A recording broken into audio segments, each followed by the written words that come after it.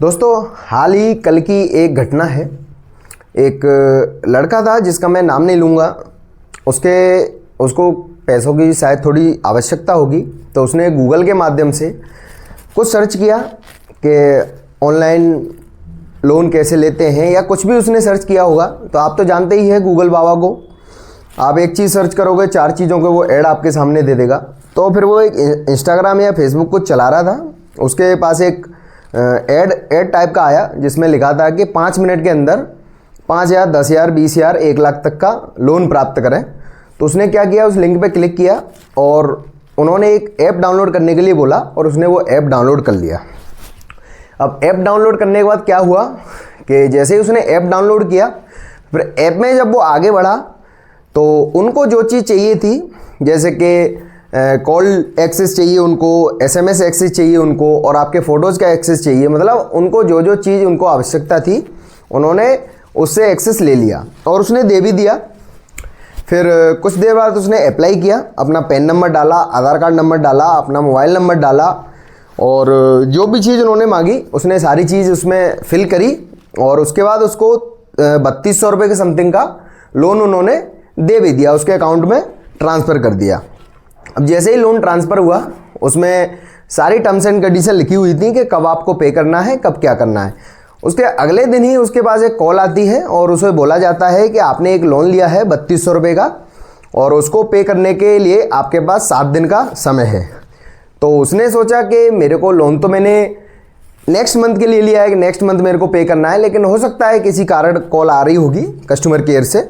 तो उसने बात करके और फ़ोन काट दिया। फिर उसके पास अगेन कॉल आता है और फिर उसको स्ट्रिक्टली बोला जाता है कि आप अगर लोन नहीं भर रहे हैं तो हम आपके रिश्तेदारों को कॉल करके बताएंगे कि आपने लोन लिया है और आप फ्रॉड हैं, आप ऐसा ऐसा कर रहे हैं, आप हमारा लोन रीपेमेंट नहीं कर रहे हैं।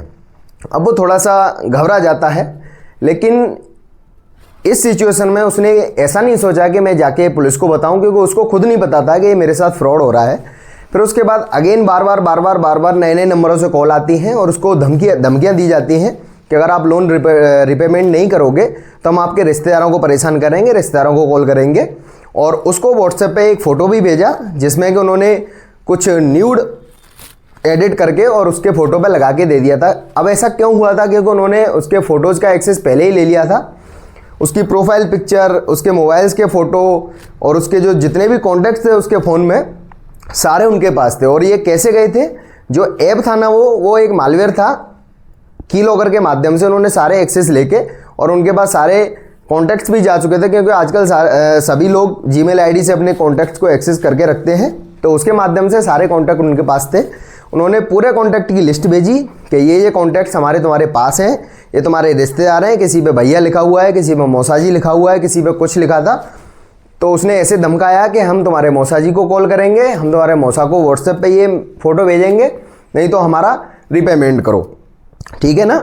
और ऐसा हुआ था, एक बार ऑलरेडी उसने लिया था और उसने 3700 के समथिंग रीपे भी कर दिए थे। फिर उसके बाद अगेन उसको बोला गया कि इस बार आपको अगले महीने ही पेमेंट करना है। फिर उसके बाद उसको 4800 रुपये समथिंग मिले थे और फिर उसको 8-8,500 रुपये पे करने के लिए बोला गया था। इसलिए वो घबरा गया था और रिपेमेंट नहीं कर पा रहा था, क्योंकि उसके पास अगर पैसे होते, उसको ज़रूरत थी पैसे की, इसलिए उसने वो ऐप इंस्टॉल किया था, ठीक है ना। तो ऐसा उसके साथ चलता रहा। फिर वो आया मेरे पास, किसी ने उसको बोला होगा, तो वो मेरे पास आया। जब मैंने उसकी कहानी समझी तो सबसे पहले मैंने उसको एक ही बात बोली कि तेरे को रिपेमेंट करने की ज़रूरत नहीं है और इमोशनली तेरे से तेरे परिवार वाले अटैच होंगे ही, उनको सबको समझा देना कि ऐसा ऐसा मेरे साथ हुआ है और ये एक साइबर फ्रॉड है, इसमें मेरा कोई योगदान नहीं है। ये फ़ोटो जो भी आ रहे हैं वो सब एडिटेड फ़ोटो हैं और एडिटिंग दिख भी जाती है अलग से कि वो एडिटिंग है, तो इससे घबराना नहीं है।